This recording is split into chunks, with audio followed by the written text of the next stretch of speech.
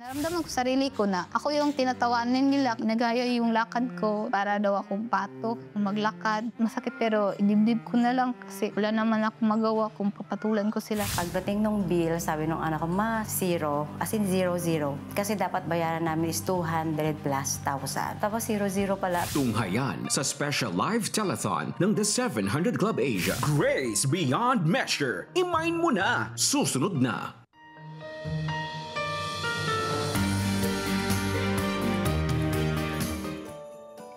Join us in this special live telecast of the 700 Club Asia and be blessed by Grace Beyond Measure. Imain mo na! Live tayo ngayon sa GMA. Live streaming din tayo sa cbnasia.org/live-tv at sa Facebook page at YouTube channel ng The 700 Club Asia. Share our live video on your social media accounts and use #GraceBeyondMeasure. Imain mo na. Mapapanood din tayo abroad sa GMA Pinoy TV.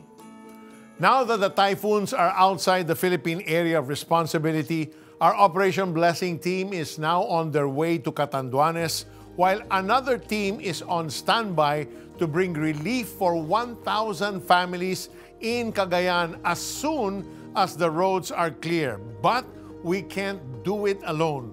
We need your partnership to extend a helping hand to even more of our fellow men affected by the recent typhoons. Every bit of support brings us closer to making a difference in their lives. So let's stand together in compassion and let's bring them hope. Kaya tonight, for all those watching, we just declare that you will open your heart and open your hands to give.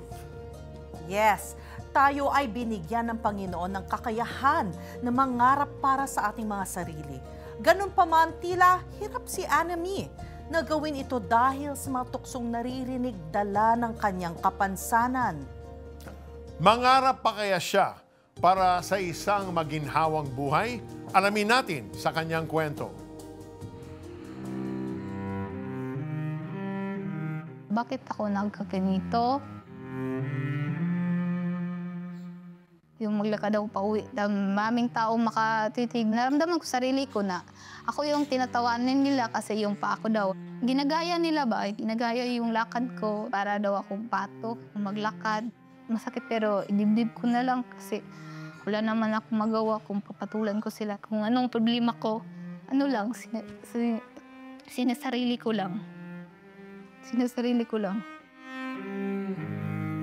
Bukod sa negatibong pagtingin ng iba sa kapansanan ni Anami, nakadagdag sa hirap niya bilang isang person with disability ang taon-taong pagsakit at pamamaga ng mga paa. Yung dalawang pa ako, 3 buwan, hindi lang ako makalakad, mamamaga. Tapos yung ilalim, merong mga dugo, parang nana na sa ilalim magapang-gapang na ako. Punta siya, gapang-gapang ako. Hindi ko makaayos na matulog. Tiniis ko lang kahit masakit. Ang simpleng pangarap ni Anami, sa Diyos niya inilalapit. Gusto ko talagang magsuot ng sapatos. Kailan kaya ako makasuot ng sapatos? Sa Panginoon din talaga ako kumapit na na sana lakasan talaga yung loob ko na malampasan ko yung mga problema ko. Dahil sa kaso ng mga hindi matagumpay ng operasyon noon, marami ang may agam-agam sa kanilang komunidad sa pagpapa-opera ng mga may club foot. Subalit hindi nito napigilan ang pagnanais ni Anami na maoperahan. Nang marating ng Tibo Cure Hospital ang kanilang lugar, kasama siya sa nakapasa sa pre-screening.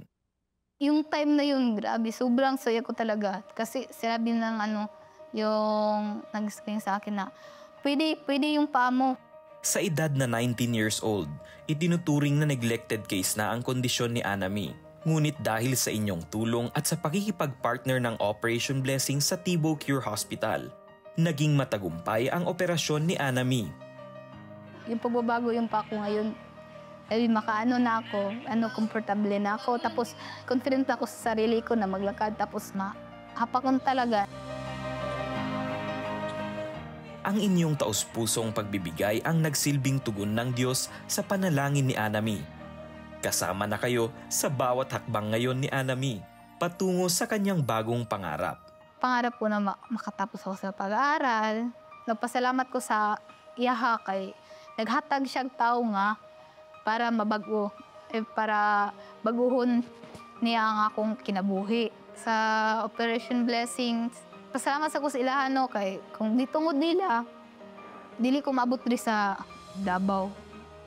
Dili ko maabot rin sa Tibo. Karon nga na, tumanagin ako akong tail na successful na good. Wow! Imagine, she's wearing shoes and she's walking. No, You know, every young girl's dream is just to be normal. Yes. Di ba? Yan ang pangarap niya. And thank God, thank Team Tibo, our partners, and Operation Blessing Team, they made that possible. Thanks to your generosity, Anami is on a journey to places she never dreamed possible, with a future that shines brighter than ever. Her life has changed for the better, and countless young lives are following suit through Operation Blessing's Back to School project. Sa ilalim nito ay tumatanggap ng scholarship ang mga mahihirap na kabataan na nais makapagtapos ng pag-aaral. Binibigyan din sila ng allowance para sa internet, pamasahe at school supplies. Each act of kindness you extend opens doors to new opportunities and brighter tomorrows for these youngsters. Nababago rin ang buhay ng mga kababayan nating nais magsimula ng negosyo sa ilalim ng livelihood program ng Operation Blessing. Tumatanggap sila ng kapital at starter kit para masimulan agad ang hanap buhay na nais nila. Sa tulong ninyo, binubuksan natin ang pinto para sa mga kababayan nating na naghahangad ng bagong simula at magandang buhay. Through God's abundant grace, we have the power to touch and transform lives by allowing us to become instruments of His love. Your generous giving reflects the grace we've all received. Rather than giving on impulse, let your heart be guided by prayer. Allow the Holy Spirit to fill you with wisdom, leading you to act in faith. Kailangan mag-usap kayo ni Holy Spirit kung ano yung bibigay nyo. Yes, resist that small voice speaking to you right now. That's God's voice. Let's extend God's grace by bringing hope and healing to those in need. Since last week, your donations have reached 2,563,745. Ayan. We like to welcome on the show actress Mika De La Cruz and reverb worship artist Caleb Santos and Hazel Faith. Ayan. Sa mga kababayan namin abroad, makibahagi na rin sa gawain nito ng CBN Asia. Call now or scan the CBN Asia QR code on the screen to give. You can also use your credit cards, e-wallets like GCash, Maya, and PayPal to donate. Aside from scanning the QR code, there are also other means to donate. Here's how. You can give without loving, but you can never love without giving. Give love to our kababayans in need. Partner with CBN Asia. H. Hassle-free giving using credit card. GCash, Maya. E. Electronic banking through BDO. BPI. Metro Bank. And Union Bank. A. Accredited Remittance Center of M. Luwilier and RD Pawn Shop or I Remit Abroad. R. Register and pay in 7-Eleven. T. Text the Prayer Center 0917-126-1442 or call 8737-0700. Partner with CBN Asia now.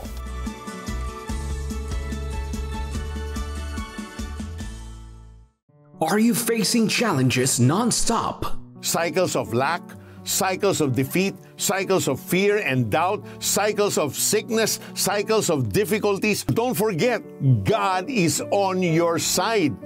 He will help you break these cycles in the name of Jesus. Discover God's supernatural grace to break the cycle when you listen to Peter Kairou's audio teaching, One God, One Hope, One Salvation. Donate any amount to CBN Asia to receive exclusive streaming access. And when you give 2,500 pesos and more, you will receive a CBN Asia 30th Anniversary T-shirt. Be a CBN Asia partner today. Taong 2016 nang makapanood si Imelda ng The 700 Club Asia. Dahil sa nakitang pagtulong ng programa, hindi siya nagdalawang isip na magbigay sa gawain ng Panginoon. Kasi masarap talaga sa pakiramdam mo yung natulong ka. As in, hindi ko ma-explain yung sarap na nararamdaman kapag natulong ka sa kapwa mo. Kagaya sa CBN Asia, nakikita ko kung paano kumikilo si Lord sa mga tao na ginagamit niya para doon sa mga para tumulong doon sa mga nangangailangan. Cakes and pastries ang negosyo ni Imelda. Naranasan niya na sa tuwing magbibigay siya sa CBN Asia, panibagong customers ang pumapasok sa kanila. Kasi every time nagbibigay ako talaga, binabalik ni Lord doon talaga ng siksik, liglig at umaapaw. Hindi ako nag-expect ng kapalit. Mabait ko talaga siya. Gusto ko talaga magbigay. Nagbigay ako, nag-send ako. Tapos maya-maya lang, may order na sa akin ng cakes. Ganon. Hindi siya nagiging kinabukasan. Hindi. Pag-send ko noon, may mag-i-inquire sa akin. Ganon siya. Ganon siya kabilis. Ang sarap sa pakiramdam na kahit hindi ka humihingi, nabibigyan ka. So I know yung pakiramdam nung nabibigyan. Nasubok si Imelda na magka-COVID ang kanilang anak. Umabot ng 200,000 ang bill sa hospital. Sa kabila nito, patuloy pa rin si Imelda sa pagbibigay sa gawain ng Panginoon nang walang hinihintay na kapalit. Pero hindi ako nakakabahan. Kasi I know God is our great physician. Sa bawat trials, pinapasalamat ko yun. Hindi ako nagko-question ng why. Talagang sabi ko, Lord, salamat sa trials na meron ako ngayon. Salamat, Lord. Alam ko, may reason lahat ng nangyayari sa buhay. Yung 200,000, sabi ko, kahit kaninong kamay, ibibigay ni Lord, di ba? Si Lord yung magbibigay.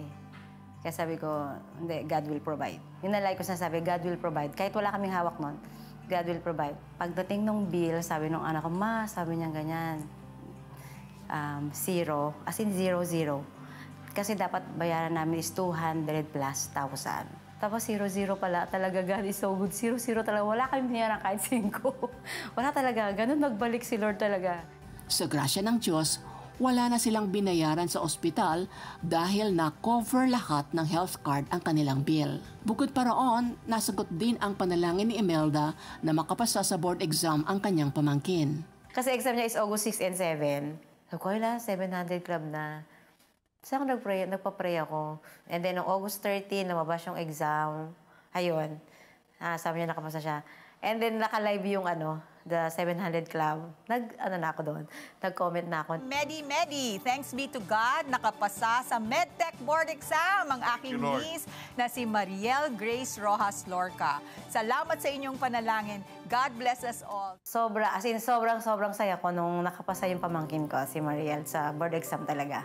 Ngayon ay patuloy na pinagyayabong at ginagamit ang negosyo ni Imelda upang makatulong sa pamamagitan ng pagbibigay sa gawain ng Panginoon. Huwag magdalawang isip na magbigay sa Panginoon. Not because ibabalik niya ng siksik, ligid, umaapaw. Yung taos-puso. Taos-puso kasi isipin mo na kay Lord ka nagbibigay, hindi sa tao. Nakakatuwa talaga si Imelda, no? Ito talaga makikita mo, she's really a cheerful giver and she's giving in faith. Not only that, her journey of faith and her prayer walk with the Lord ushered those miracles in her life. Grabe talaga. Life can be overwhelming, especially when financial struggles loom large.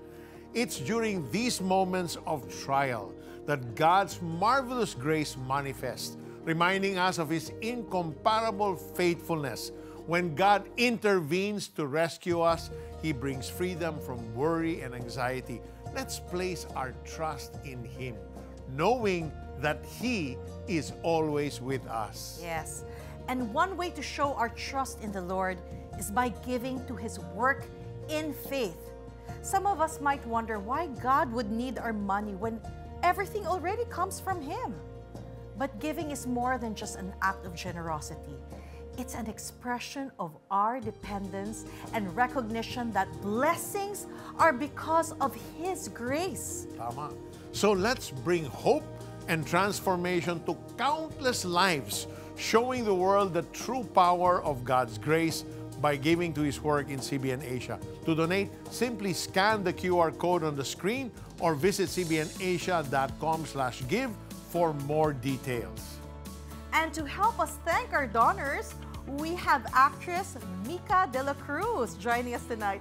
Hi, Mika! Thank you for joining us. Thank you. Hello, everybody. Here are our pledges. May from Manila gave 500 pesos. Rhea from Taguig gave 500 pesos. Clyde from Manila gave 2,000 pesos. And an anonymous pledger gave 2,500 pesos. Romy from Makati gave 2,000 pesos. Eva from Sultan Kudarat gave 500 pesos. And a warm welcome to our viewers from Guam and Abu Dhabi. Hello. So, Mika, what are you busy with now, these days? Well, I'm really having fun po on digital media po. So, yeah, I'm an influencer right now. You want to invite them to follow you? Yes po, if you have the time. And thank you for supporting. You guys could catch me on @Mika De La Cruz on my Instagram account, Mika DLA Cruz. Z yan on my TikTok, Facebook, and YouTube channel. I talk about my faith din po doon. So, yeah, if you want to hear more stories, check it out. Thank you. Yes. Thank you, Mika, for being here with us. As a token of our gratitude, you will receive these exclusive gifts.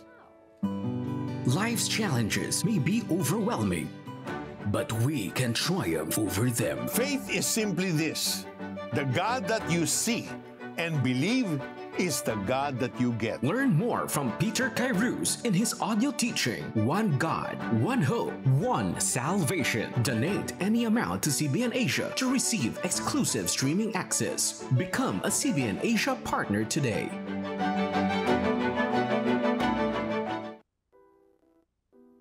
Nung high school po, dun ko lang na-realize na broken home kami.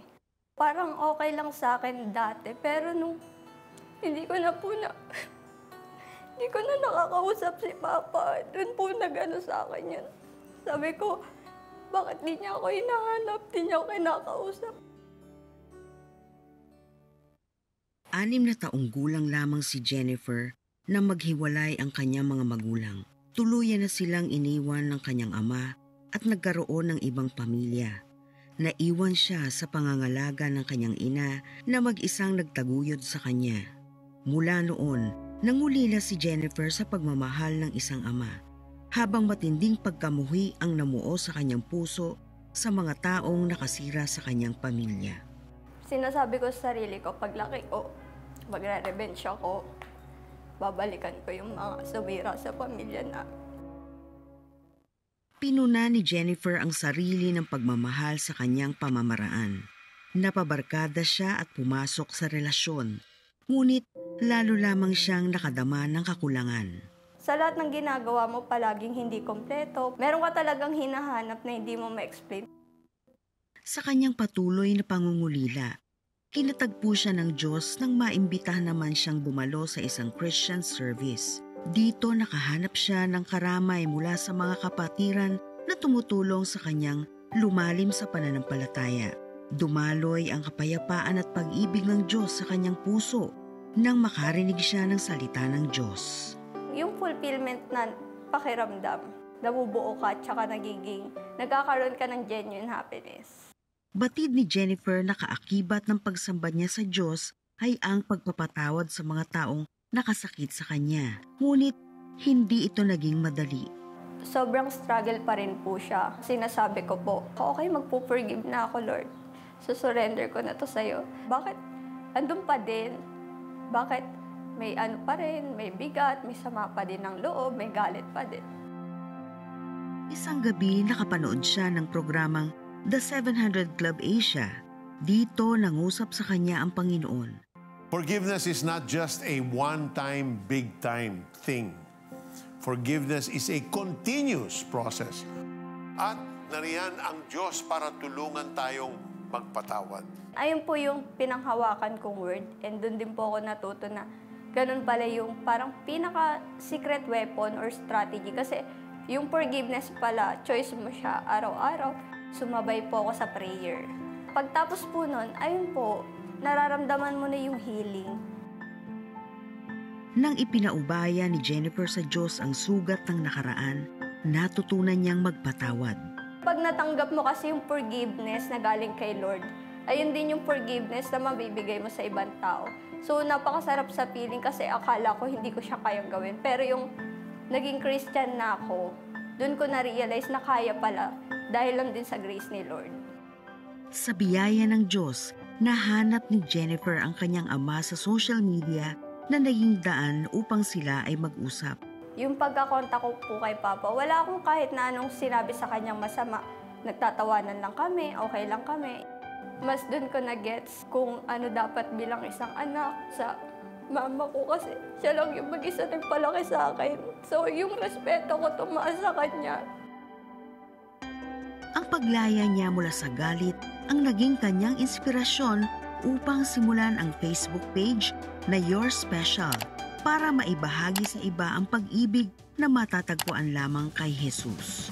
Pag meron ka ng forgiveness na na-release mo na siya, doon mo mararamdaman yung kalayaan sa lahat ng sumpa na pinasok sa'yo ng kalaban. At talagang si Lord na yung naghahari sa buhay mo, pati sa puso mo. Totoo talaga yun, Peter, no? Nang sinabi ni Jennifer that forgiveness is a choice. Even if you don't feel like it, kahit napakabigat, if you ask the Lord to help you and you step out in obedience and choose to forgive, the Lord will give you the supernatural grace to allow you to forgive those who've hurt you. That is so true. And I wish there was another way, but there's no other way for us. When we carry that hurt, that pain in our hearts, the only way is to forgive. And when we come to Christ and receive Him into our lives, He gives us the power, He gives us the grace to be able to release forgiveness unto all those that have hurt us. And if you're watching now, you've never received Christ in your life, not once, we want to give you an opportunity to pray a simple prayer, a prayer to invite Jesus to rule and reign in your hearts. Will you pray this prayer with us? Just say, Dear Jesus, I carry so much baggage in my heart, so much pain, so much hurt, and I don't know what to do with it. But Lord, you are the ultimate forgiver. You first forgave me. So right now, Lord, realizing this, I come to you and I humble myself and ask for your forgiveness. And along with that, Lord, I invite you, Jesus, to come into my life, to be my Lord, to be my Savior, to be the God that will take away all this pain, this bitterness, this ache in my heart, even the memories, Lord God. I bring them all at your footstool. Thank you for loving me. Thank you for saving me. Thank you for giving me the grace now to be able to release forgiveness unto all those that have hurt me. Thank you, Lord. Father, even now we pray for all those that are watching right now that are struggling with unforgiveness. Lord, pour on them your strength, your supernatural grace to release forgiveness unto those that have hurt them now. Receive your freedom, kapatid, in the name of Jesus. Amen and amen. Panginoong Jesus, sinatanggap ko po kayo na aking Panginoon at tagapagligtas. Sumabay ka ba sa panalangin upang tanggapin si Jesus? Narito ang CBN Asia Prayer Center para sa iyo 24/7 upang tulungan kang magsimula ng panibagong buhay na punong-puno ng pag-asa, kapayapaan at tagumpay. Just text YES, your name and location o mag-chat sa The 700 Club Asia Facebook Messenger. Joining us now are Reverb worship artists Caleb Santos and Hazel Faith to help thank those who gave their donations. Thank you for being here. Salamat din po. It's a pleasure, and we want to thank po our donors, Lainey giving 1,000 pesos, Nita giving 200 pesos, Christine from Quezon City giving 4,000 pesos, Jessica from Quezon City giving 1,000 pesos, Anesita from Makati City giving 500 pesos. And of course, those who dropped the FB stars, Joff with 50 stars, Mirasol with 45 stars, and Alisa with 10 stars. Maraming salamat po. Thank you so much. Still with the FB stars, Harold J, 15 stars. Gags, 50 stars. Jenny, 99 stars. Also with YouTube Super Chat, Sydney, 50 pesos using YouTube Super Chat. Maraming salamat po. Yes, ayan. Caleb, Faith, no? Meron kayong pinopromote na bagong song no, for Reverb Worship. What song is that? Yes po. Actually, part po siya ng EP na Bahaghari. Kakalabas lang po from Reverb Worship. It's called God is Good. Written by me and sung by both of us na mag-asawa po. God is Good is about how the quality of who we believe in is. He is a good God no matter what we go through, no matter what doubt we have, we can trust that the driver of our life, Jesus Christ, is good. Amen. That's the song playing now, right? Yes. They both are singing that song, right? Yes, Oh, Actually, we sang this po nung concert po ng CBN Asia sa sa Araneta Coliseum. So grabe po yung binigay ni Lord na opportunity sa amin to sing the song for Him sa Araneta Coliseum. Would you like to invite them to follow you on IG? Yes po, please follow us. On IG, I'm Hazel Faith IG. And on Facebook, I'm Hazel Faith. And then on TikTok, Hazel Faith TikTok. Ako po sa IG, Caleb Music 21. Sa Facebook po is Caleb Santos. And sa TikTok, Caleb Santos TikTok. Thank you po. Ayan, maraming salamat. God bless you both and more power. Malayo talaga ang naaabot ng iyong pagbibigay. Noong Agosto lang ay nagsagawa ang Operation Blessing ng Medical Brigade sa iba't ibang bayan sa Davao, Misamis Oriental at Cagayan de Oro. Tumanggap ng libreng check-up at bunot ng ipin ang mahigit 1,800 nating mga kababayan doon. Binigyan din sila ng gamot at reading glasses na walang bayad.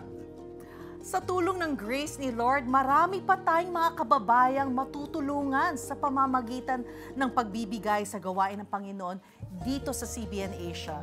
Hayaan mo ang Diyos na ang mangusap sa puso mo, sapagkat ang pagbibigay na ayon sa Kanyang kalooban ay nagbubunga ng pagpapala.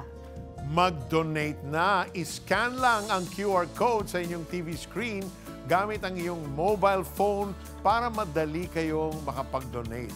You can also call the number on your screen or visit cbnasia.com/give. And as a token of our gratitude, you will receive these exclusive gifts.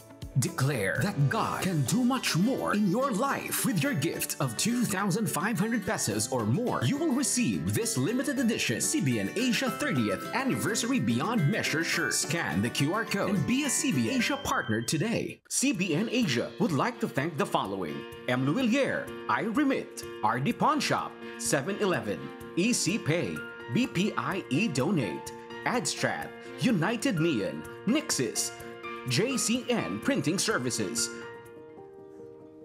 As we journey through life's challenges, let us remember that Jesus is the rock upon which we build our lives. His grace is the strength that fortifies us against the harshest of trials.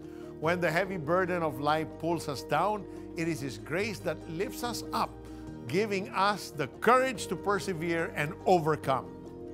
Kung sa oras na tayo ay napanghihinaan ng loob, tumingala lamang sa Diyos sapagkat Siya ang lumikha sa buong daigdig. Hindi Siya napapagod. Sa isipan niya'y walang makakatatarok. Ang mahina't napapagal ay pinalalakas. Sa Diyos tayo ay matatag at malakas. Kaya ang Kanyang grace beyond measure, imay mo na! And so far, your giving tonight has reached, 2,574,895. Keep calling, keep giving. Marami pa kaming inihandang kwento para sa inyo. Kaya sundan nyo kami ulit bukas, same time, same channel.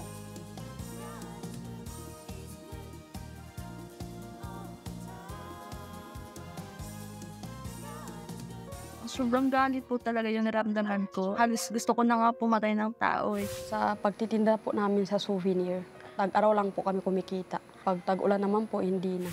Paano mapagtatagumpayan ang mga hamon sa buhay? Grace Beyond Measure. Imayin mo na. Miyerkules sa GMA, alas 12 ng hating gabi.